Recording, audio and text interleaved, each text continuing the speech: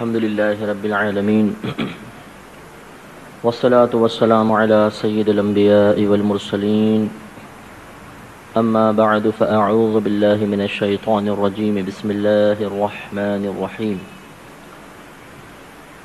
قال تبارك وتعالى في القرآن المجيد والفرقان الحميد وسارعوا إلى مغفرة من ربكم وجنة عرضها السماوات والأرض أعدت للمتقين الذين ينفقون في السراء والضراء والكاظمين الغيظ والعافين عن الناس والله يحب المحسنين صدق الله العظيم وصدق رسوله النبي الكريم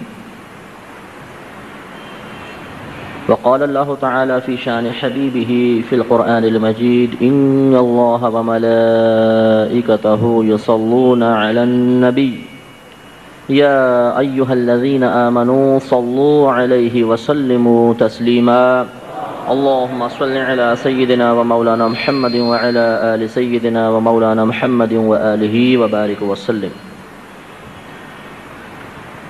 2:45 پر چونکہ خطبہ ہوگا تو انشاءاللہ کوشش یہی ہوگی کہ اس سے پہلے ہمارا بیان اختتام پذیر ہو جائے، لہذا بہت یکسوئی اور توجہ کا طالب ہوں، ٹو دا پوائنٹ گفتگو کرنے کی کوشش کروں گا، مختصر اور جامع بات کی کوشش ہوگی، اس لیے توجہ بہت ضروری ہے۔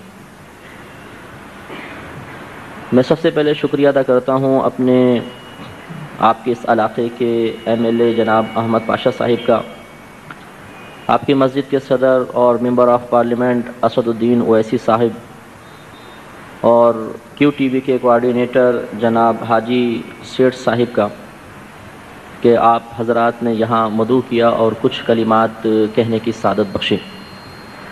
آپ سب کا شکر گزار ہوں کہ آپ یہاں تشریف لائے، ویسے تو جمعے میں آنا ہی تھا، لیکن بہت سے ایسے بھی ہوں گے جو صرف بیان سننے کے لیے بھی آئے ہوں گے، تو ان کا بھی میں شکر گزار ہوں کہ آپ نے اپنا قیمتی وقت نکال کر یہاں پر تشریف فرما ہو کر عزت افزائی فرمائی۔ الحمدللہ ربیع الاول کا مبارک مہینہ آتا ہے تو محبت رسول کے تقاضے کے تحت اظہار محبت رسول ہونا شروع ہو جاتا ہے، اور ہر شخص اپنی ہمت، اپنی وسعت اور اپنی محبت اور عشق کے تقاضے کے مطابق اظہار کرتا ہے۔ نبی کریم صلی اللہ علیہ وسلم کی محبت ایمان کی کاملیت کے لیے جزو لازم ہے۔ بخاری کی مشہور روایت آپ نے سنی ہوگی، نبی کریم صلی اللہ علیہ وسلم نے ارشاد فرمایا کہ اس وقت تک تمہارا ایمان کامل نہیں ہوتا جب تک کہ میں تمہیں تمہارے مال، تمہاری اولاد، حتیٰ کہ تمہاری جان سے زیادہ پیارا نہ ہو جاؤں۔ تو محبت رسول بہت امپورٹنٹ چیز ہے، اور ایک مومن کے لیے، ایک مسلمان کے لیے اس میں اضافہ لازم ہے، جتنا زیادہ اضافہ ہو اتنا بہتر۔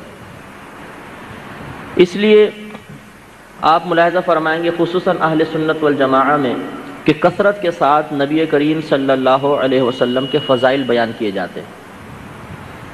وجہ وہی ہے کہ اللہ تعالیٰ نے اپنے حبیب کریم صلی اللہ علیہ وسلم کے ذریعے ہمیں کاملیت ایمان کا ایک طریقہ سمجھا دیا، ایک ذریعہ دے دیا۔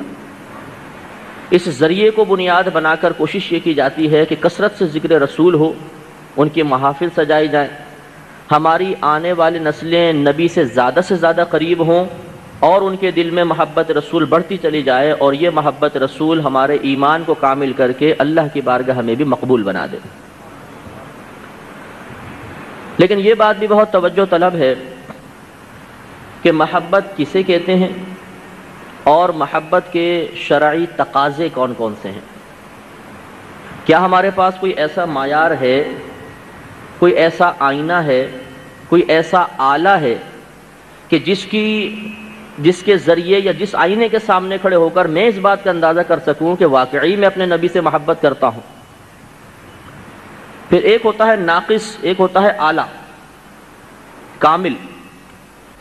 مثال کے طور پہ آپ کسی موٹر میکینک کے پاس جائیں تو ہمارے ہاں تو جو سیکھنے والے ہوتے ہیں ان کو کہتے ہیں چھوٹا، چھوٹے پانا لے کر آؤ، چھوٹے یہ کرو، چھوٹے وہ کرو. اور ایک استاد صاحب ہوتے ہیں مستری صاحب، اور مستری چھوٹا بھی کہلائے گا، مستری بڑا بھی کہلائے گا. فرق ہے، یہ ناقص ہے، وہ کامل ہے. ناقص کو کام دیتے ہوئے آپ گھبرائیں گے، ہو سکتا ہے بگاڑ دے. کامل کو کام دیتے ہوئے اعتماد کے ساتھ دیں گے کیونکہ معلوم ہے کام بنائے گا. کامل کامل ہوتا ہے، ناقص ناقص ہوتا ہے. کامل کی ویلیو زیادہ ہوتی ہے، ناقص کی ویلیو کم ہوتی ہے. آپ اپنے بچے کے لیے گھر پہ ایک ٹیوٹر رکھنا چاہتے ہیں. آپ نے معلومات کی ایک ایسا ٹیوٹر ہے جس کو پڑھاتے ہوئے 2 سال ہوئے ہیں، اور ایک ایسا ٹیوٹر ہے جس کو 45 ایئرز ہو چکے ہیں، 45 سال. آپ کس کو رکھیں گے؟ اگر آپ افورڈ کر سکتے ہیں تو آپ اس کو رکھیں گے جو 45 ایئرز کا تجربہ رکھتا ہے، کیونکہ وہ اپنے اس فن میں کامل ہے. کامل کی قدر و قیمت بہت زیادہ ہوتی ہے، ناقص کی قدر و قیمت کچھ بھی نہیں ہوتی. لہذا اب یہ ہمیں ضرور غور کرنا ہے کہ محبت رسول کیا ہے، مجھ میں محبت رسول ہے یا نہیں، اور ہے تو وہ کس درجے کی ہے، کامل ہے یا ناقص ہے، تاکہ پھر ہم واقعی اپنے آپ کو محبت رسول کہنے والا، عاشق رسول کہلوانے کے مستحق ہو سکے. لہذا یاد رکھیے کہ محبت تو کہتے ہیں میلان قلب کو، دل کا کسی کی طرف مائل ہو جانا، یہ محبت ہے. جب اس میں شدت پیدا ہوتی ہے، زیادتی پیدا ہوتی ہے، تو اسی کا نام عشق رکھ دیا جاتا ہے. تو اس تعریف سے اتنی بات ضرور سمجھ میں آ گئی کہ محبت کا تعلق دل کے ساتھ ہے. یہ دل کی ایک کیفیت کا نام ہے. دل جب کسی کی طرف مائل ہو جائے تو ہم کہتے ہیں کہ مجھے اس سے محبت ہو گئی. جب اس میں شدت پیدا ہو جائے تو ہم کہتے ہیں مجھے اس سے عشق ہو گیا. اس میں ظاہر کا کوئی دخل نہیں ہوتا، دل کا معاملہ ہے. لہذا اس اعتبار سے اگر آپ غور کریں گے تو مجھے کامل یقین ہے، میرا حسن ظن ہے کہ کوئی مسلمان ایسا نہیں کہ جس کے قلب میں محبت رسول موجود نہ ہو. ہر ایک کے قلب میں نبی کی طرف دل مائل ہے. اور یہ اللہ کا بڑا کرم ہے کہ اللہ نے وَرَفَعْنَا لَكَ ذِكْرَكَ، اے حبیب ہم نے آپ کے لیے آپ کے ذکر کو بلند کر دیا. اس کے ذریعے اللہ تعالیٰ نے ہر مومن کے قلب میں محبت رسول کو ڈال دیا ہے. میرے خیال میں پوری کائنات میں کسی مرد کا اتنا تذکرہ نہیں ہوتا ہوگا جتنے ہمارے نبی کریم صلی اللہ علیہ وسلم. چلیں عورتوں کا تذکرہ تو حسن کی وجہ سے ہو جائے، جن سے مخالف ہے دل کا میلان ہو جاتا ہے، لیکن مرد کا تذکرہ، اور ایسا مرد جس کو ہم نے دیکھا بھی نہیں. یہ بڑی باعث حیرت بات ہے کہ اتنی کثرت سے کسی نبی کا ذکر، کسی انسان کا، کسی مرد کا ذکر آپ نہیں دیکھیں گے جتنا ہمارے نبی کا ہوتا، اور بغیر دیکھے. اور اگر ابھی میں کسی ایک چیز کا ذکر کروں، آپ 1 دفعہ سنیں گے، 2 دفعہ سنیں گے، 3 دفعہ سنیں گے، 4 دفعہ سنیں گے، ایک وقت آئے گا آپ کہیں گے یار اب بند بھی کرو، دل بور ہو گیا. لیکن ذکر مصطفیٰ میں اللہ نے ایسی چاشنی رکھی ہے کہ جب سنیں آپ کے دل میں ایک نئی لذت پیدا ہوگی، ایک نیا مزہ پیدا ہوگا. ازل سے اللہ تعالیٰ اپنے حبیب کریم صلی اللہ علیہ وسلم پر رحمت نازل فرما رہا ہے. آپ کی فرشتے مدح و ثنا کر رہے ہیں. جب انسانوں کی پیدائش ہوئی، انسان کرتا چلا جا رہا ہے، ازل سے ہو رہا ہے، ازل سے اللہ کی. پھر اس کے بعد جب مخلوق پیدا ہوئی، پھر ان کی طرف سے مدح سرائی ہوتی رہی، ہو رہی ہے، اور قیامت تک ہوتی رہے گی. لیکن یہ ایک ایسا ذکر ہے جس سے اللہ تعالیٰ نے بوریت کو باہر نکال دیا، تنگ دلی کو باہر نکال دیا. تو یہ اللہ کا کرم ہے، اس نے ذکر میں ایک لذت، ایک مزہ رکھا ہے. جب یہ ذکر ہم سنتے ہیں تو محبت رسول میں اضافہ ہوتا ہے، عشق میں اضافہ ہوتا ہے، دل مزید نبی کی طرف مائل ہوتا ہے، اور نبی کی مزید محبت ہمارے قلب میں اجاگر ہوتی ہے. تو یہاں تک تو معلوم ہوا کہ محبت تو ہے. اب آیا معاملہ کامل اور ناقص کا. تو کامل اور ناقص کا معیار معلوم کرتے ہیں ہم شیخ محدث دہلوی رحمۃ اللہ علیہ سے، عبدالحق محدث دہلوی رحمۃ اللہ علیہ، جنہیں شرف حضوری حاصل تھا. شرف حضوری یہ اولیاء کرام کے خاص درجے کا نام ہے، سمجھ لیجئے. جب یہ درجہ کسی کو حاصل ہو جاتا ہے تو وہ جب چاہے اپنے نبی کی زیارت کر سکتا ہے. شیخ عبدالحق محدث دہلوی رحمۃ اللہ علیہ کو یہ مرتبہ حاصل تھا، جب چاہتے تھے اللہ کے نبی کی زیارت ہو جاتی تھی. آپ نے اپنی کتاب مدارج النبوت میں علامات محبت رسول لکھ دی، اور انہیں لکھنے کے بعد آپ نے فرمایا کہ اب یہ ایک گویا کہ پیمانہ ہے، یہ ایک آلہ ہے، یہ ایک ذریعہ ہے، یہ ایک آئینہ ہے۔ اس آئینے کے سامنے کھڑے ہو کر محبت رسول کا دعویٰ کرنے والا اپنے آپ کو دیکھے۔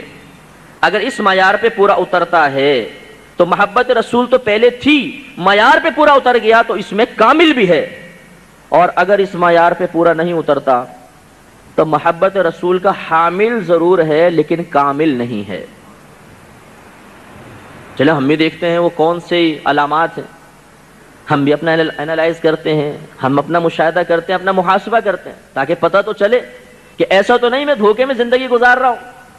فٹ پاتھ پہ بیٹھا ہوا ایک فقیر سر پہ ہاتھ رکھ کے سوچے، میں کروڑ پتی ہوں، میں کتنا بڑا سیٹھ ہوں، میں تو ڈاکٹر ہوں، میں تو انجینئر ہوں۔ تو اس کے سوچنے سے کیا ہوتا ہے؟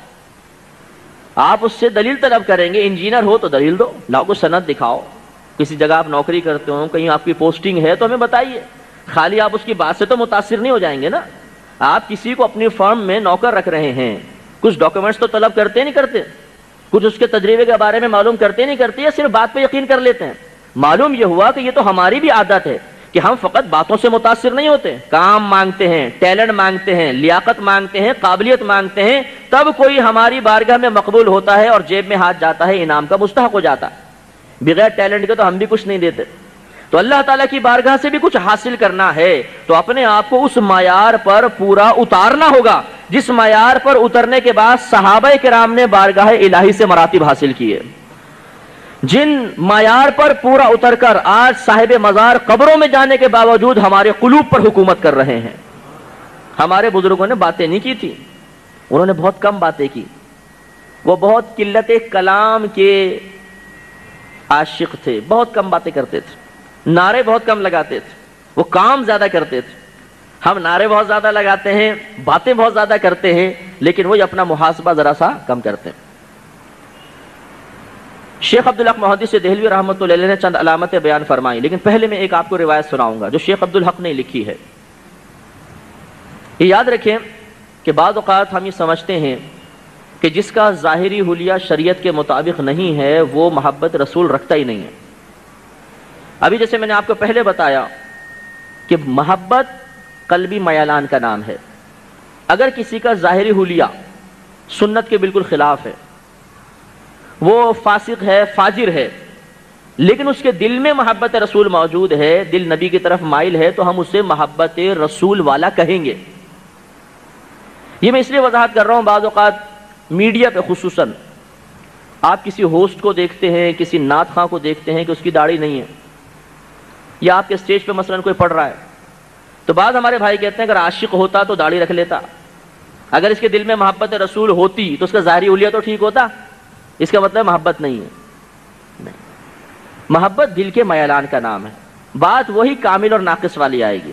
شیخ عبدالحق محدث دہلوی نے روایت نقل کی کہ ایک شخص تھا، دور نبوی صلی اللہ علیہ وسلم میں اس نے شراب پی، پکڑ کر لایا گیا، اس کو زد و کوب کیا گیا۔ اس زمانے میں خاص کو شراب کی حد مقرر نہیں تھی، مارتے تھے جوتے سے، کبھی چادر سے مارا اس کو اور پھر چھوڑ دیا، پھر شراب پی، پھر پکڑا گیا، پھر تھوڑا زد و کوب کر کے چھوڑ دیا گیا، پھر شراب پی، پھر پکڑا گیا۔ اب کی مرتبہ کسی صحابی نے ان کو برا بلا کہا اور سخت جملہ کہہ دیا۔ نبی کریم صلی اللہ علیہ وسلم قریب تشریف فرما تھے، آپ نے فرمایا اس کو برا مت کہو، یہ اللہ اور اس کے رسول سے محبت رکھتا ہے۔ اب غور فرمائیے، شراب پی ہے لیکن نبی کریم کیا فرما رہے ہیں؟ یہ اللہ اور اس کے رسول سے محبت رکھتا ہے، برا مت کہو۔ ٹھیک ہے، اس کا عمل قابل نفرت ہے، یہ خود قابل نفرت نہیں۔ یہ ہمیشہ اصول یاد رکھیے گا، گناہ گار کے گناہ سے نفرت رکھیے، گناہ گار سے نہیں۔ وہ تو محبت کے قابل ہے، وہ آپ کی شفقت چاہتا ہے۔ آپ اگر اس کو چھوڑ دیں گے، اس سے نفرت کریں گے، تو گویا آپ نے اسے نفس و شیطان کے حوالے کر دیا۔ اس طرح تو آپ شیطان کی مدد کر رہے ہیں، نہیں، اسے قریب کیجئے، محبت دیجئے، پیار دیجئے، شفقت کیجئے، تاکہ وہ نفس و شیطان کی قید سے نکل جائے۔ تو ہمارے نبی نے فرمایا یہ اللہ اور اس کے رسول سے محبت رکھتا ہے۔ اس قسم کے الفاظ نہ کہو جس سے ثابت ہو کہ تم اس شخص سے نفرت رکھ رہے ہو۔ تو آئیے اب ہم محبت رسول دیکھتے ہیں۔ سب سے پہلے کثرت ذکر فرمایا کہ جس سے محبت ہوگی وہ اس کا کثرت کے ساتھ ذکر کرے گا، اور یہ بالکل واقعی عقل بھی اس کو تسلیم کرتی ہے۔ جنہیں اچھے کھانے پینے سے بڑی محبت ہوتی ہے، وہ بس کھانے پینے کی باتیں، یار یہ وہ ڈش کہاں ملتی ہے، وہ چیز کہاں ہے، وہ کہاں پر ہے، اس شادی میں کون کون سے کھانے تھے، ان کا یہی موضوع سب سے بہترین ہوتا ہے۔ جنہیں جن سے مخالف میں دلچسپی ہوتی ہے، خصوصاً نوجوان، ان کا سب سے بہترین موضوع یہی ہوتا ہے کہ لڑکیوں کی باتیں کرنا اور مطلب عورتوں کی گفتگو کرنا۔ جنہیں فلمیں دیکھنے کی بڑی رغبت ہوتی ہے، وہ چاہتے ہیں کہ اسٹوریاں سنائیں، وہ فل ایکشن کے ساتھ اسٹوری سناتے ہیں۔ فلاں فلم دیکھی نہیں دیکھی میں بتاتا ہوں، اب وہ پوری اسٹوری سنائیں گے، ایکشن، یوں مارا، یوں کیا، وہ ہوا، دوسرا بھی بڑے غور سے اس کو سنتے ہیں تو انہیں اسی میں مزہ آتا ہے۔ تو غرض یہ کہ جو جس چیز سے محبت رکھتا ہے اس کا کثرت سے ذکر کرنا چاہتا ہے۔ اب ہمیں اپنا محاسبہ کرنا ہے کہ کیا ہم نبی کا کثرت سے ذکر کرتے ہیں؟ آپ کہیں گے ہاں ہم تو بہت کرتے ہیں۔ نہیں، دیکھنا یہ ہے کہ ایک ہے جلسے میں آ کر بیٹھ جانا، ایک ہے نعت خانے کی محفل میں آ کر بیٹھ جانا، یہ تو چند گھنٹوں کا معاملہ ہے، روزانہ تو نہیں ہو رہا نا۔ 24 آورز ہمارے پاس ہیں، 24 گھنٹے میں آپ گھر میں کتنا اللہ کے نبی کا ذکر کرتے ہیں، دوستوں کے ساتھ کتنا کرتے ہیں، تنہائی میں کتنا کرتے ہیں۔ اور ذکر کی 2 قسمیں ہیں، ذکر باللسان، ذکر بالجنان۔ آپ دل میں اللہ کے نبی کو کتنا یاد کرتے ہیں؟ تو معلوم یہ ہوگا کہ حقیقتاً ہم نے ذکر مصطفیٰ کو بھی رسم کے اندر ڈھال دیا ہے۔ جلسہ ہوا، آ کر بیٹھے، نعرے لگے، جی ماشاءاللہ آج ذکر مصطفیٰ ہوا، بڑا مزہ آیا۔ جب باہر نکلے، دوستوں کے ساتھ گھنٹوں گفتگو ہوئی، نبی کا تذکرہ نہیں، گھر کے اندر باتیں ہو رہی ہیں، کوئی نبی کا تذکرہ نہیں، یہ کیا بات؟ محبت میں جو ڈوب جائے وہ تو ہمہ وقت اپنے نبی کے تصور میں رہتا ہے اور کثرت سے اس کی زبان سے ذکر نکلتا ہے۔ چلیں آپ مصلحتاً، مثال کے طور پر جیسے پارلیمنٹ میں ہمارے اسد الدین صاحب تشریف فرما ہے، اب وہاں کوئی موقع محل نہیں ہے کہ نبی کریم کا تذکرہ کیا جائے، لیکن دل تو، جنید بغدادی رحمۃ اللہ علیہ فرماتے ہیں خدا کی قسم 20 سال ہو گئے تم یہ سمجھتے ہو میں تم سے باتیں کر رہا ہوں، حالانکہ میں تو اپنے رب سے ہم کلام ہوتا ہوں۔ اور اصفہان کے ایک شخص کا واقعہ لکھا ہوا ہے کہ وہ اتنی کثرت سے اللہ کے نبی کا ذکر کرتا تھا، اس کی زبان پہ رہتا تھا اللہم صلی علی محمد، اللہم صلی علی محمد۔ شیخ عبدالحق محدث دہلوی رحمۃ اللہ علیہ فرماتے ہیں وہ جس مقام پر جا کر کھڑا ہو جاتا، جو مرد، جو عورت، جو بچہ اس کے پاس سے گزرتا، اس کی زبان سے بھی نکلتا اللہم صلی علی محمد، اور لوگوں نے اس کی پہچان ہی یہ رکھ دی تھی، وہ کون؟ اچھا وہ اللہم صلی علی محمد۔ تو اس لیے ذکر کثرت سے ہونا یہ محبت کی علامت ہے۔ تو آپ اپنے 24 آورز پہ توجہ فرمائیں، زبان سے نکلنے والے کلمات، ذہن میں آنے والے خیالات کا مشاہدہ کریں، ان کا محاسبہ کریں اور غور کریں کہ اس 24 گھنٹے میں سے کتنی فکر نبی کی ہے، کتنا ذکر نبی کا ہے، کتنے کلمات نبی کے لیے ہو رہے ہیں، تو معلوم ہوگا کہ بہت کم، بہت ہی کم۔ میں یہ نہیں کہہ رہا ہوں ہاتھ اٹھائیں، غور، تفکر، میں ایک فکر دینا چاہتا ہوں، اس پہ آپ غور کیجئے گا۔ نمبر 2، جو جس سے محبت رکھتا ہے اس کے دیدار کا متمنی بھی ہوتا ہے، اس کو دیکھنا چاہتا ہے۔ جس کو امریکہ سے محبت ہے، وہ کتنے لوگ ہمارے پاس آتے ہیں یار مفتی صاحب دعا کیجیے امریکہ کا ویزا لگ جائے، وہ امریکہ کے خواب دیکھتے ہیں کہ ہمیں وہاں پہنچنے کو مل جائے۔ جنہیں ایکٹریس سے محبت ہوتی ہے، فلمیں زیادہ دیکھتے ہیں، وہ کہتے ہیں سامنے وہ نظر بھی آ جائے تو بہت اچھا ہے، سامنے دیکھنے کی تمنا کرتے ہیں۔ تو دیدار کی تمنا، جس سے محبت ہوتی ہے آدمی اس کو دیکھنا چاہتا ہے۔ تو نبی کریم صلی اللہ علیہ وسلم سے جس کو محبت ہوگی وہ نبی کے دیدار کا متمنی ہوگا۔ حضرت ثوبان رحمۃ اللہ علیہ سرکار کے ایک صحابی ہیں، ایک دفعہ سرکار کی بارگاہ میں آئے، چہرہ زرد، بال بکھرے ہوئے، عجیب و غریب حالت۔ نبی کریم صلی اللہ علیہ وسلم نے ارشاد فرمایا ثوبان یہ کیا ہوا، یہ کیسی حالت دیکھ رہا ہوں؟ عرض کی یا رسول اللہ صلی اللہ علیہ وسلم مجھے ایک غم نے اس کیفیت تک پہنچا دیا ہے۔ اب آپ سوچیں گے شاید غم یہ ہوگا کہ ان کو 240 گز کا پلاٹ چاہیے ہوگا مدینے میں، اور وہ نبی کریم سے کس طرح مانگے یہ سمجھ میں نہیں آ رہا ہوگا، اس لیے اس غم میں ایسے ہو گئے، کہیں شادی کرنی ہوگی اور وہ رشتہ نہیں دے رہے ہوں گے، نہیں۔ رسول اللہ صلی اللہ علیہ وسلم اس غم نے مجھے پریشان کر دیا کہ دنیا میں تو جب میں چاہتا ہوں آ کے آپ کی زیارت کر لیتا ہوں، لیکن جب ہمارا وصال ہو جائے گا، آپ جنت میں اعلیٰ مرتبہ پا جائیں گے، میں اگر داخل جنت ہوا بھی تو ادنا مرتبے میں ہوں گا، تو پھر میں آپ کی زیارت کیسے کروں گا، آپ کی زیارت کے بغیر کیسے رہوں گا؟ اس غم نے میری یہ حالت کر دی ہے۔ نبی کریم صلی اللہ علیہ وسلم نے ارشاد فرمایا المرء مع من احب، سرکار نے ارشاد فرمایا کہ ہر شخص اسی کے ساتھ ہوگا جس سے اس نے محبت کی ہے۔ ہم سے محبت رکھو گے جنت میں ہمارے ساتھ ہوگے، جتنی مرضی زیارت کرنا۔ تو صحابہ کرام کی یہ حالت، وہ سرکار کے دیدار کے لیے انتہائی بے چین ہوا کرتے تھے۔ سرکار کا ایک خچر مبارک تھا، قطمیر اس کا آپ نے نام رکھا تھا، ایک یہودی کے پاس سے آیا تھا۔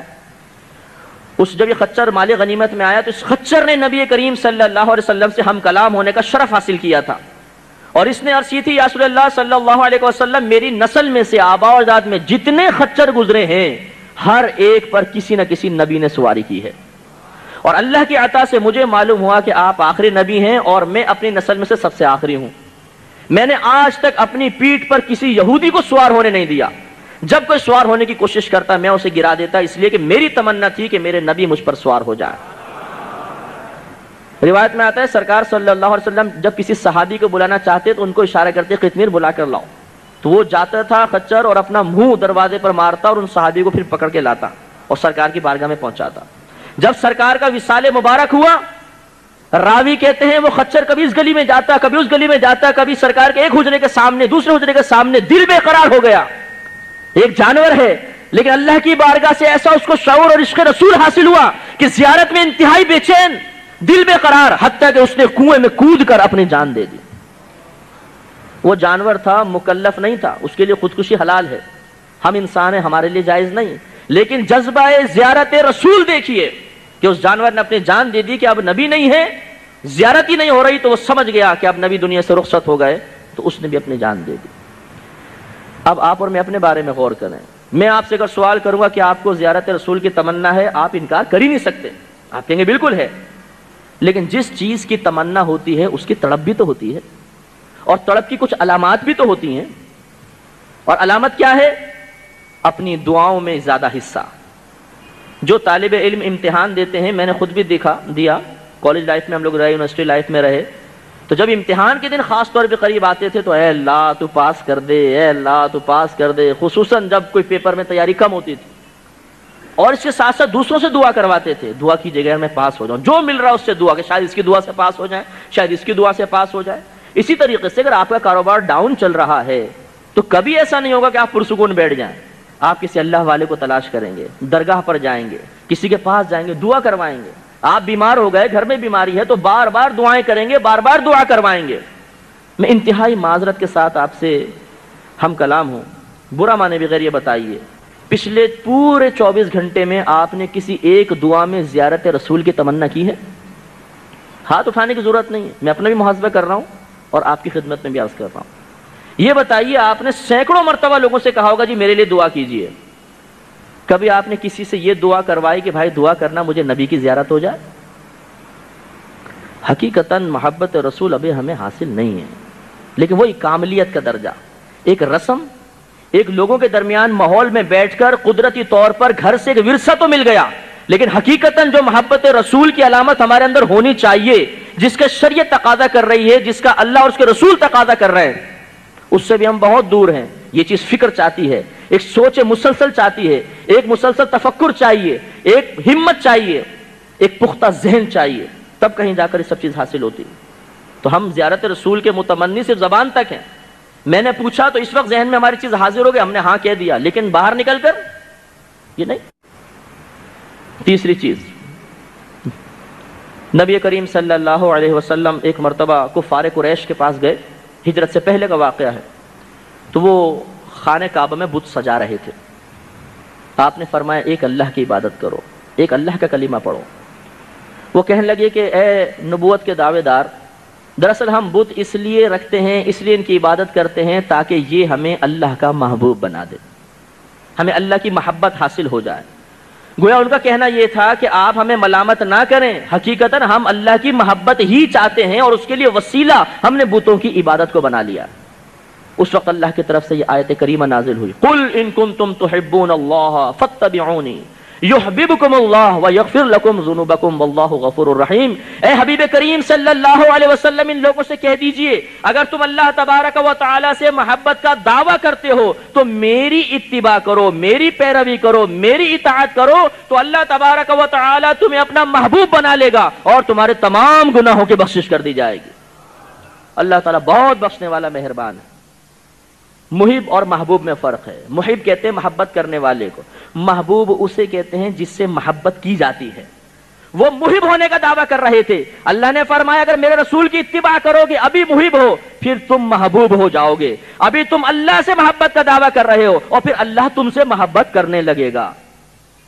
شیخ عبدالحق محدث دہلوی رحمۃ اللہ علیہ نے تیسری علامت یہی لکھی کہ جو عاشق رسول کامل ہوگا وہ اتباع رسول میں کوتاہی نہیں کرے گا. اور یہ بڑا سخت امتحان ہے, یہ بڑی مشکل بات ہے. یہ چیز تو ہمارے تمام پردوں کو ہٹا دیتی ہے. اتباع رسول, اتباع اور اطاعت میں تھوڑا سا فرق ہوتا ہے, یہ بھی آپ کو بتا دوں. علماء فرماتے ہیں اطاعت یہ ہے کہ سامنے والا حکم دے تو اس کے حکم کو پورا کر دیا جائے, یہ ہے اطاعت. اور اتباع یہ ہے کہ سامنے والا حکم نہ دے, صرف اس کو دیکھ کر اندازہ کیا جائے کہ کیا چاہ رہا ہے اور اس کی چاہت کو پورا کر دیا جائے, یہ ہے اتباع. اور اس میں بڑا فرق ہے. آپ کے دو نوکر ہیں, ایک کو بار بار کہنا پڑتا ہے یہ لاؤ وہ لاؤ, چائے لا دو پانی لا دو, اور دوسرا بس آپ اندر داخل ہوئے, آپ کو دیکھا فوراً گیا چائے بنا کر لے آیا. آپ نے کہا تمہیں کیسے پتا چلا مجھے چائے کی طلب؟ اس نے کہا حضور سب جانتا ہوں, جب آپ باہر سے آتے تھکے تھکن کے آثار چہرے پہ نظر آ رہے تھے فوراً چائے بنا کر لے آیا, دل میں محبت پیدا ہوگی. یہی بچوں کا معاملہ ہے. دو بیٹیاں ہیں, ایک صرف دیکھتی ہے اور باپ کی خدمت کر دیتی ہے, ایک کو کہنا پڑتا ہے. فطرتی لحاظ سے میلان قلب اسی بچی کی طرف ہوگا جو باپ کے کہنے کا انتظار نہیں کرتی, اس کی قلبی واردات پر نگاہ رکھتی ہے. اتباع یہی ہے, نبی کے حکم کا انتظار نہ کیا جائے, آپ کی پسند کو پیش نظر رکھا جائے اللہ کے نبی چاہتے کیا ہیں اور ان کے مطابق. یہ محبت رسول کی سب سے بڑی علامت ہے. یاد رکھیے کہ جو اللہ کے نبی کو پسند وہ مجھے پسند, جو انہیں ناپسند وہ مجھے ناپسند. محبت اسی چیز کا تقاضا کرتی. محبوب کی پسند کا لحاظ ضروری ہے. آپ اگر دو دوست ہیں, آپ کبھی بھی اپنے دوست کی مرضی کے خلاف کام پسند نہیں کریں گے. آپ کو معلوم ہے کہ آپ کا دوست سنجیدہ مزاج ہے, مذاق کو پسند نہیں کرتا, آپ کبھی اس کے ساتھ مذاق نہیں کریں گے, نہیں یار مائنڈ کر جائے گا. آپ کو معلوم ہے کہ آپ کا ایک بھائی جس سے آپ کو محبت ہے وہ ایک چیز کو ناپسند کرتا ہے, آپ کوشش کریں گے اس کے سامنے وہ کام نہ کریں. اس طرح بیوی شوہر, شوہر بیوی کے بارے میں یہی ذرا جذبات اور تاثرات رکھتا ہے کہ ناپسندیدگی والے کام نہیں کیے جاتے. تو محبت رسول تو اس سے بڑھ کر تقاضا کرتی ہے. کوئی ایسا کام جو اللہ کے نبی کی پسند کے خلاف ہو وہ نہیں کرنا چاہیے. اس میں دو چیزیں آتی ہیں. نمبر ایک, نبی کریم صلی اللہ علیہ وسلم کسی عبادت کے ترک کر دینے کو محبوب نہیں رکھتے, ناپسند رکھتے ہیں. میں اپنے تمام مسلمان بھائیوں سے مخاطب ہوں, یہ اتنی بدقسمتی کی بات ہے کہ جب ذکر رسول کی باری آئے, ذکر رسول کرنا بدقسمتی نہیں ہے, وہ بدقسمتی کی بات آگے بتاتا ہوں. ذکر رسول کی باری آئے, پرجوش, جھنڈیاں لگانی ہیں, لائٹیں لگانی ہیں, ہم بہت جوش میں, نعت خوانی میں بیٹھنا ہے, بڑے پرجوش طریقے سے آ کر بیٹھے, بہت اچھی بات. لیکن جب نماز کا وقت آیا ہمارا نوجوان غائب. ہم نے تو اپنے علاقوں میں بہت دیکھا, پوری پوری رات محافل, ہمارے ہاں تو تقریباً 3 بجے 4 بجے محافل ختم ہوتی, ہزاروں کو ٹھاٹے مارتا سمندر. لیکن جب جیسی محفل ختم ہوئی سب غائب. فجر کی جماعت میں جو ریگولر نمازی ہیں بعض اوقات وہ بھی ساری رات تھکنے کی وجہ سے غائب ہو جاتے ہیں. مؤذن صاحب فرما رہے ہیں حی علی الصلاۃ, آؤ نماز کی طرف, حی علی الفلاح, آؤ فلاح و کامرانی بھلائی کی طرف. اور لنگر کھا کے نیند کے خمار میں ڈوبا عاشق رسول کہتا ہے جی معذرت میں چلتا ہوں بستر کی طرف, میں چلتا ہوں گھر کی طرف, میں چلتا ہوں آراگر دوستوں کی طرف, میں چلتا ہوں سینما کی طرف, میں چلتا ہوں گارڈن کی طرف, میں چلتا ہوں اپنی نفسانی خواہشات کی تکمیل کی طرف. اللہ کا کھا کر اس کی بارگاہ میں سر کون جھکائے؟ معاذ اللہ معاذ اللہ. کھائیں اللہ کا, پیئیں اللہ کا, نعمتیں اس کی حاصل ہوئیں. آنکھیں کس نے دی ہیں؟ زبان کس نے دی؟ ہاتھ کس نے دیے؟ پیر کس نے دیے؟ شکل و صورت کس نے دی؟ صحت کس نے عطا فرمائی؟ آپ کو آزادی کس نے عطا فرمائی؟ اسلام کس نے دیا؟ اپنا محبوب کس نے عطا فرمایا؟ اللہ نے. اتنی نعمتیں دینے کے بعد جب وہ فرماتا ہے کہ آؤ نماز پڑھو, اقیموا الصلاۃ, نماز قائم کرو, ہم کہتے ہیں معذرت یا رب کریم, کھائیں گے تیرا, پیئیں گے تیرا, نعمتیں تجھ سے حاصل کریں گے, لیکن بات تیرے دشمن شیطان کی مانیں گے. لا حول ولا قوت الا باللہ. کتنی بڑی بے مروتی ہے. سمجھانے کے لیے عرض کر رہا ہوں. آپ نے ایک نوکر رکھا, ٹیلنٹڈ تھا, اسے ایک مکان دلوایا, اس میں ایئر کنڈیشن لگایا, ایک کار بھی دی, فل ڈیکوریٹڈ مکان, کئی ہزار روپے تنخواہ, میڈیکل فری, پیٹرول فری. آپ نے کہا جاؤ یہ ساری نعمتیں رکھو, ہاں ڈیوٹی تمہیں بس یہ کرنی ہے کہ صرف صبح 8 بجے آؤ اور 10 بجے چلے جاؤ. صبح 10 بجے چلے جاؤ, 2 گھنٹے ڈیوٹی, 10,000 روپے مہینہ دوں گا. وہ جواب میں کہتا ہے یہ سب نعمتیں تو لیتا ہوں لیکن ڈیوٹی مجھ سے نہیں ہو سکتی، السلام علیکم۔ آپ یقیناً اس کو پھر کہیں گے خوش ہو کے شاباش پھر تو اور بونس بھی لے لو، ایسے کہیں گے نا؟ نہیں، آپ اسے سر سے پاؤں تک دیکھ کر کہیں گے چل باہر نکل جا، اتنی نعمتیں دیں، اس کے جواب میں جب ڈیوٹی کہہ رہا ہوں تو وہ پوری نہیں کرتا، تو ماشاءاللہ آپ کا مزاج تو بڑا اچھا ہوا۔ اور یہی جذبات اور کیفیات آپ اللہ کے لیے کیوں نہیں متصور کرتے؟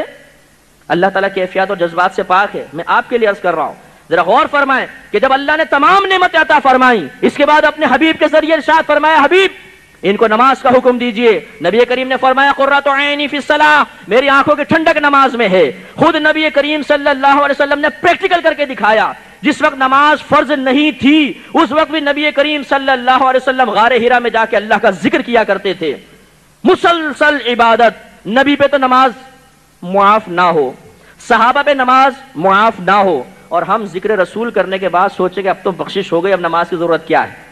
انتہائی نادانی کی بات، انتہائی افسوس کی بات۔ رمضان کے روزے آئے، ہٹے کٹوں کو دیکھا ہے، نہیں جی ڈیوٹی سخت ہے اس لیے ہم روزے نہیں رکھ سکتے، جی میرے امتحان ہونے والے میں روزے نہیں رکھ سکتا ہوں۔ لا حول ولا قوت۔ اللہ تعالیٰ کی نعمتیں حاصل کرنے کے بعد اس کی اطاعت کی طرف سے میلان، روگردانی ہو، میلان نہ ہو، یہ بہت بڑی بے مروتی کی بات ہے، اور یہ اتباع رسول کیا ہے؟ یہ تو اطاعت رسول کے بھی خلاف ہے۔ اور دوسرا، نبی کریم نے گناہ کو سخت ناپسند فرمایا، گناہوں کے اجتناب کو ناپسند رکھا، اور مسلمان کون سا گناہ آج نہیں کر رہا؟ صبح سے لے کر شام تک دیکھیے، ذہن میں آنے والے خیالات کو دیکھ لیجئے، گندے تصورات، گندے خیالات، جان بوجھ کر ان کو جگہ دینا، ان سے لذت حاصل کرنا، یہ کیا ہمارا شیوا نہیں ہے؟ باہر نکلتے ہیں نگاہیں آزاد، کبھی اس پر کبھی اس پر، کبھی سائن بورڈ پہ کبھی اس سائن بورڈ پر، نگاہیں آزاد ہیں۔ زبان دیکھ لیجئے، جب کھلے گی کسی کی برائی، کسی کی غیبت، کسی کی چغلی، زبان سے گالیاں، کسی کی دل آزاری، کسی کا دل توڑ دینا، کسی کا مذاق اڑانا، کون سا کام نہیں کر رہے؟ سننے کا معاملہ دیکھ لیں، کبھی گانے یا کانوں میں آ رہے ہیں، کبھی کسی کی برائی سن رہے ہیں، کبھی چغلی سن رہے ہیں، فحش باتیں، تمام چیزیں چل رہی ہیں۔ قدم دیکھ لیجئے کہاں کہاں اٹھتے ہیں، یہ کہاں جا رہے ہیں؟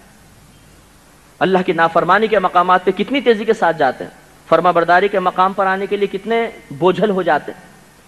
جب آپ روڈ پر بے تکلف دوستوں کے ساتھ بیٹھے ہوں اور مؤذن صاحب کہیں حی علی الصلاۃ، آئیے نماز کی طرف، کتنا مشکل ہو جاتا ہے آنا۔ جان بوجھ کے ادھر ادھر دیکھتے ہیں کہ کس طرح مؤذن صاحب کی آواز ختم ہو جائے، کہاں بیچارے بار بار یہ آواز کان تک پہنچا رہے ہیں۔ اور یہی نوجوان اگر اسے پتہ چلے کہ کوئی فنکشن ہو رہا ہے تو پھر وہ کتنی تیزی کے ساتھ جاتا ہے، بے قرار ہو جاتا ہے، کتنے بجے ہوگا شروع، جلدی بتاؤ، پھر پاؤں کے اندر وہ دھڑکن پیدا ہو جاتی ہے۔ تو معلوم یہ ہوا کہ ہم اللہ تبارک و تعالی کی نعمتیں تو حاصل کر رہے ہیں، ہم محبت رسول کا دعویٰ تو کر رہے ہیں، لیکن اس کے تقاضے حقیقتاً پورے نہیں کر رہے۔ جو مسلمان ہونے کے باوجود اللہ کی عبادات کو بوجھ سمجھے، انہیں مصیبت تصور کرے، انہیں اپنے اوپر ایک معاذ اللہ پابندی کہ ہمیں پابند کر دیا، جی بوجھ میں مبتلا کر دیا، یہ سمجھتا ہے، وہ کبھی عشق رسول میں کامل نہیں ہو سکتا۔ صحابہ کرام تمام قطعی جنتی ہیں، کوئی انکار نہیں کر سکتا، لیکن 10 ایسے صحابہ کرام ہیں جنہیں نبی کریم نے صلی اللہ علیہ وسلم نے ایٹ اے ٹائم، ایک وقت میں اپنی زبان سے نام لے لے کے جنت کی بشارت عطا فرمائی، جنہیں عشرہ مبشرہ کہتے ہیں۔ لیکن دیکھ لیجئے ان صحابہ کرام میں سے ایک نے بھی نبی کی زبان سے جنت کی بشارت سننے کے باوجود اپنے عمل میں کمی نہیں کی۔ ہمیں تو اپنے انجام کا پتہ نہیں کل کیا ہو جائے گا، وہ اللہ کے نبی کا فرمان تھا، صحابہ کرام کا عقیدہ تھا، جو نبی کی زبان سے نکل گیا وہ وحی الہی ہے، وہ کبھی نہیں بدل سکتی۔ اس کامل یقین کے باوجود کہ ہم جنتی ہو چکے ہیں، انہوں نے کبھی عمل میں کوتاہی نہیں کی، اور ہمارے پاس کچھ بھی نہیں، رات دن گناہ کر رہے ہیں پھر بھی کوئی فکر نہیں ہے۔ تو یہ کیسی محبت رسول ہے، یہ کیسا عشق رسول ہے؟ اور اس کے دوسرے پہلو کی طرف آ جائیے، اتباع۔ جو نبی نے اپنایا وہ ہم اپنائیں، جو نبی نے طریقہ اختیار کیا اسے ہم اختیار کریں، نہیں۔ ضیاء الدین نقشبندی رحمۃ اللہ علیہ ایک بڑے ولی گزرے ہیں، آپ کے انڈیا کے ہی ہیں، بہت بڑے ولی تھے۔ انہوں نے اپنی کتاب میں لکھا کہ اللہ تعالیٰ نے اپنے محبوب کو جو بھی طریقہ عطا فرمایا سب سے محبوب ترین عطا فرمایا، کیونکہ محبوب کو محبوب شے ہی دی جاتی ہے، تو جو طریقہ عطا فرمایا سب سے محبوب ترین عطا فرمایا۔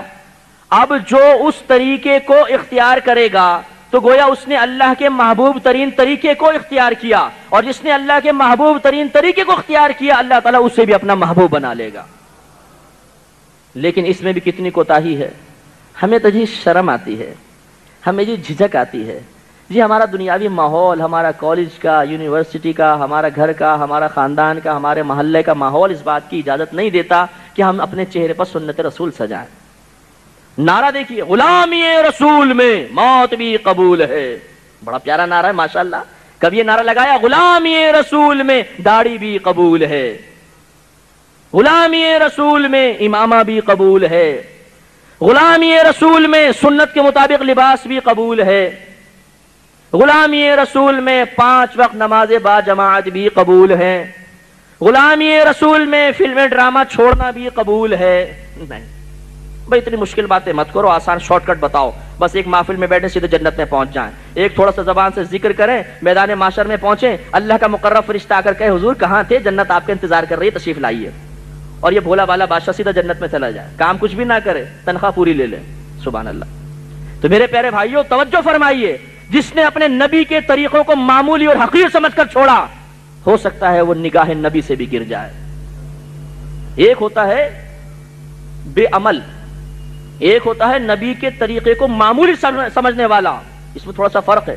ایک نبی کے طریقے کو اہمیت دیتا ہے، اختیار نہیں کر رہا، بے عمل ہے۔ ایک ہے اختیار اس لیے نہیں کر رہا کہ اس کو شرم آتی ہے، یار معمولی چیزیں معاذ اللہ اس دور میں، اگر معاذ اللہ نبی کریم کی ایک سنت کو بھی کسی نے حقارت کی نگاہ سے دیکھ کر اسے کمتر سمجھا، فقہا نے فرمایا دائرہ اسلام سے خارج ہو جائے گا، کافر ہو جائے گا۔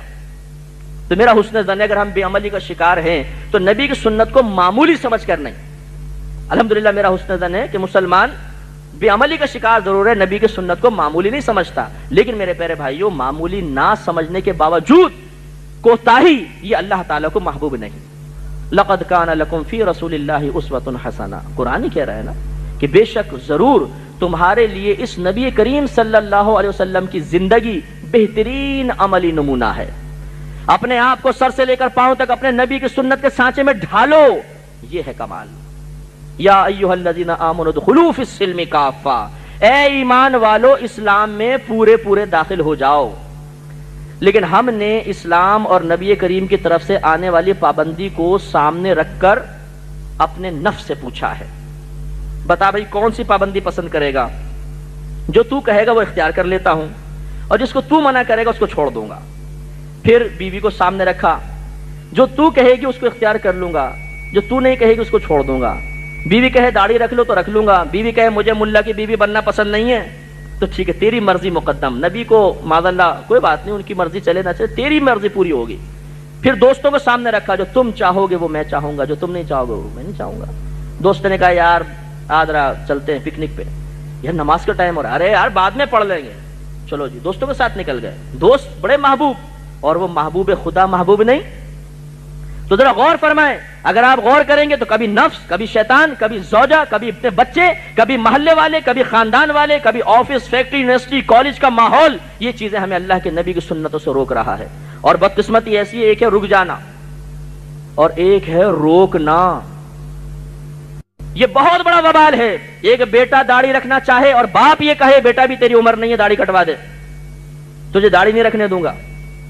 ایسے ایسے مجھے لوگ ملے ہیں، یقین کیجئے میری زندگی تو ان دردوں سے بھری ہوئی ہے، ہزار میں عوام میں رہنے والا فرد ہوں، مجھے ایسے ہزاروں واقعے ملے۔ ایک باپ سے خود میری ملاقات ہوئی، اس کے بیٹے نے داڑھی رکھی، ایسا ماڈرن نوجوان تھا ماشاءاللہ، پوری داڑھی سجائی، نمازی بن گیا۔ باپ میرے سامنے کہہ رہا تھا یہ نمازیں نہیں پڑھے تو کیا ہوا، بعد میں قضا کر کے پڑھ لے گا، کاروبار ضروری ہے، ابھی سے چہرہ کالا کر لیا معاذ اللہ کیا فائدہ ہوا؟ آپ اندازہ کریں۔ اب روکتے ہیں، نہیں تجھے نیک نہیں بننے دوں گا۔ اگر بیٹا نمازیں پڑھنے لگ جائے، چہرے پہ داڑھی سجا لے، سنت کی طرف مائل ہو جائے، تو اماں جان کسی عامل کے پاس جا کر پوچھتی ہیں لگتا ہے خاندان والوں میں سے کسی نے میرے بیٹے پہ کچھ کروا دیا ہے، بڑی نمازیں پڑھنے لگا ہے، تسبیح ہاتھ میں آ گئی ہے، ہر بات میں سبحان اللہ الحمدللہ اللہ اکبر کہہ رہا ہے، بھائی لگتا ہے کچھ ہو گیا ہے۔ معاذ اللہ معاذ اللہ، وہ فلمیں دیکھتا، ڈرامے دیکھتا، لڑکیوں کو چھیڑتا، گندی باتیں کرتا، تو ماں کہتی واہ یہ تو میرا ہے ماشاءاللہ بڑا نیک بچہ ہے، اسے کچھ بھی نہیں ہوا، اور جہاں وہ نیک بننے لگا جادو ہو گیا، اس پہ ٹونا کروا دیا، اس پہ عملیات کروا دیے گئے۔ لا حول ولا قوت الا باللہ۔ اپنے ساتھ، اپنی اولاد کے ساتھ دشمنی یہ آج عام ہو چکی ہے۔ برا مت مانیے گا، بس آخری بات عرض کر دی کہ 39 ہو چکے ہیں۔ آج ہم یہ سمجھتے ہیں ہم اولاد کے ساتھ بھلائی کر رہے ہیں۔ دیکھیں میں اپنی سوچ آپ کو بتاتا ہوں کہ اولاد کو دنیاوی تعلیم دینا آج کے دور میں انتہائی ضروری ہے، اس کا کوئی انکار نہیں کر سکتا۔ دیندار شخص کے لیے خاص طور پہ دنیاوی تعلیم انتہائی امپورٹنٹ ہے۔ اگر آپ دنیاوی تعلیم سے مزین ہوں گے، آپ میں خود اعتمادی ہوگی، آپ اعتماد کے ساتھ کسی کو اپنے دین کی طرف مائل کر سکیں گے، اس کا انکار نہیں ہے۔ لیکن قابل توجہ اور قابل تشویش بات یہ ہے کہ اولاد سے یہ کہنا کہ بیٹا پہلے صرف دنیاوی تعلیم حاصل کرو، اور دنیاوی تعلیم حاصل کرتے ہوئے دین کے بالکل قریب مت جانا، بس پہلے دنیاوی تعلیم اس کے بعد دین دیکھیں گے۔ زیادہ سے زیادہ رسم پوری کرنے کے لیے قرآن ناظرہ پڑھا دیا، اور زیادہ آگے بڑے حفظ کروا دیا۔ حفظ کیا کمال ہے؟ حفظ ہمارا کوئی کمال نہیں ہے۔ میں کہتا ہوں جب بچے کے حفظ پہ مٹھائی تقسیم ہوتی ہے، میں کہتا ہوں بچے کا کوئی کمال نہیں ہے، اس لیے یہ تو اللہ کا کرم ہے۔ 7 سال کے بچے کے سینے میں 6666 آیات کو مقید کر دینا، یہ صرف اللہ کے کرم سے ہے۔ ورنہ میں چیلنج دیتا ہوں 16 صفحے کا اردو کا رسالہ اسی بچے کے ہاتھ میں پکڑا دیجئے اور کہیں کہ بیٹا 1 سال میں حفظ کر کے بتاؤ، نہیں کر سکتا، لفظ بر لفظ نہیں سنا سکتا۔ 16 صفحے کا رسالہ اور پورا قرآن 6666 آیات پوری سینے میں محفوظ ہو جاتی ہیں۔ ہمارا کمال ہے؟ نہیں، اللہ کا کرم ہے۔ تو اس میں ہمارا تو کمال ہے ہی نہیں۔ ہمارا اگر کمال متصور ہو سکتا ہے وہ یہ، نبی کریم صلی اللہ علیہ وسلم نے فرمایا جس نے قرآن کو حفظ کیا، اس کے حلال کو حلال، حرام کو حرام جانا، وہ میدان محشر میں اپنے خاندان والوں میں سے 10 ایسوں کی شفاعت کرے گا جن پر جہنم واجب ہو چکی ہے۔ ہمارے حفاظ نے درمیانی حصہ نکال دیا، اتنی حدیث بیان کرتے ہیں۔ نبی کریم نے فرمایا جس نے قرآن کو حفظ کیا وہ میدان محشر میں اپنے خاندان والوں میں سے 10 ایسوں کی شفاعت کرے گا جن پہ جہنم واجب ہو چکی ہے۔ اب وہ خوش حفظ کرنے کے بعد قرآن بالکل سمجھ میں نہیں آیا، بچے نے قرآن پڑھا، پوچھی بیٹا اس میں کیا لکھا ہے بتاؤ ذرا، اللہ کیا فرما رہا ہے؟ جی یہ تو میرے ابا کو بھی پتہ نہیں ہے، میں کیا بتاؤں گا، ابا جان نے آج تک نہیں سیکھا ہے۔ بچے نے حفظ کر لیا، اسے نہیں پتا کہ مقصود الہی کیا ہے، اللہ تعالیٰ ہم سے کس چیز کی طلب فرما رہا ہے، کس چیز کا حکم فرما رہا ہے۔ حفظ کرنا کیا کمال تھا۔ اسی لیے نبی نے فرمایا جس نے قرآن کو حفظ کیا پھر اس کے حلال کو حلال، حرام کو حرام جانا۔ مفسرین نے فرمایا اس کا مطلب یہ ہے کہ قرآن پڑھنے کے بعد اس کو سمجھا اور سمجھنے کے بعد اس کے تقاضے کے مطابق عمل بھی کیا، یہ باعمل حافظ اپنے خاندان میں سے 10 کی شفاعت کرے گا۔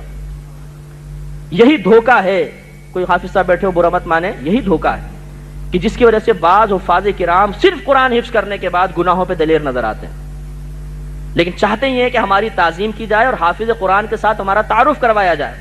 نمازیں وہ نہیں پڑھتے، داڑھی چہرے سے غائب، بے عملی کی تصویر، اور ہے حافظ قرآن۔ اور یہ اطمینان ہے کہ انشاءاللہ جب 10 کی شفاعت کر رہا ہوں تو میں تو بدرجہ اولا جنت میں جاؤں گا۔ کیسے جائے گا بھیا؟ جنت اللہ کے نبی کی ہے، اللہ کے نبی نے بتایا کہ جنت کیسے ملے گی۔ اللہ کے نبی آپ سے فرما رہے ہیں حافظ صاحب آپ کا قرآن حفظ کرنا کمال نہیں تھا، آپ کا کمال درمیانی حصہ ہے۔ قرآن حفظ کرنے کے بعد اس کے حلال کو حلال، حرام کو حرام جانیں گے تو آپ داخل جنت ہوں گے اور شفاعت کے مستحق ہوں گے، ورنہ نہیں۔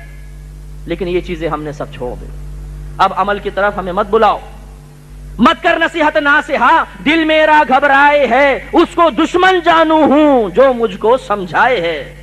وہ بڑا برا لگتا ہے، ہم تو چاہتے ہیں جتنے مرضی گناہ کریں، جب میں پہنچوں لوگ کہیں جی صاحب ماشاءاللہ عاشق رسول آ گئے، سبحان اللہ سبحان اللہ، بس لوگوں کی باتوں میں بڑے خوش ہیں، کوئی ہمیں عاشق رسول بول رہا ہے، کوئی ہمیں متقی بول رہا ہے، ہم بڑے خوش ہیں۔ بس اس طرح میں کہتے رہو، کام کے لیے مت کہو، یہ غلط رویہ ہے۔ تو خدا نخواستہ آپ کی تحقیر کرنا مقصود نہیں، آپ پہ تنقید کرنا مقصود نہیں، آپ کو کمتر ثابت کرنا مقصود نہیں، کوئی اپنی بڑائی بیان کرنا مقصود نہیں۔ الحمدللہ میری عادت ہے جب بھی میں بیان کرتا ہوں میں ایک آئینہ اپنے سامنے بھی رکھتا ہوں، میں اپنا مشاہدہ بھی کر رہا ہوں، اپنا محاسبہ بھی کر رہا ہوں، لیکن خدا را اس غفلت سے جاگیے۔ اگر آپ چاہتے ہیں کہ واقعی محبت رسول میں کامل ہو جائیں اور جب قبر میں منکر نکیر آپ سے تیسرا سوال کریں ما كنت تقول فی حق هذا الرجل، تو اس شخص کے بارے میں کیا کہا کرتا تھا، تو آپ کو اتنا اعتماد ہونا چاہیے کہ وہاں پہ انشاءاللہ میں انتہائی فخر سے سر اٹھا کر کہوں گا کہ یہ میرے نبی کریم ہیں، بلکہ میں یہ کہوں گا کہ تم مجھ سے پوچھ رہے ہو، میرے نبی سے پوچھو کہ میں نے زندگی میں ان کی کتنی اتباع کی تھی۔ اس کے برعکس کہیں ایسا تو نہیں کہ ہم ایسے اعمال کر رہے ہیں، اپنے نبی کی طرف سے آنے والی پابندیوں کو اس انداز سے بوجھ سمجھ رہے ہیں کہ جب قبر میں نبی کریم کا دیدار ہو تو نگاہیں شرم سے جھک جائیں، اور معاذ اللہ ایسا نہ ہو کہ نبی کریم ہمارے چہرے کی طرف دیکھ کر کہیں کہ یہ میرے محبوب امتی کا تو چہرہ نہیں، پھر کیا ہوگا؟ بخاری کی روایت، نبی کریم صلی اللہ علیہ وسلم ارشاد فرماتے ہیں داڑیاں بڑھاؤ، مونچھیں چھوٹی کرو اور یہودیوں کی صورت مت بنو۔ یہ میں نہیں کہہ رہا ہوں، اللہ کے نبی نے فرمایا، لہذا توجہ فرمائیے۔ محبت رسول کی علامات